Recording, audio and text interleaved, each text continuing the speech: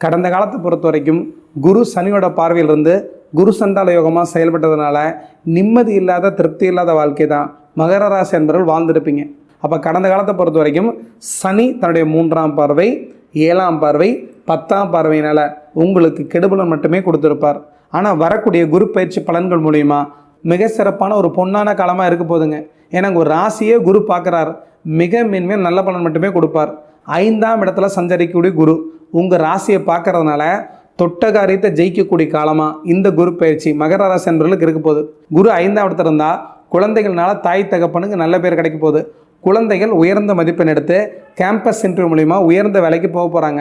5ஆம் இடம் புத்திர பாக்கியஸ்தானமாக இருந்தால் அந்த இடத்துல குரு இருக்கிறனால குழந்தை இல்லாத தம்பதியருக்கு குழந்தை பாக்கியம் கிடைக்க போகுது.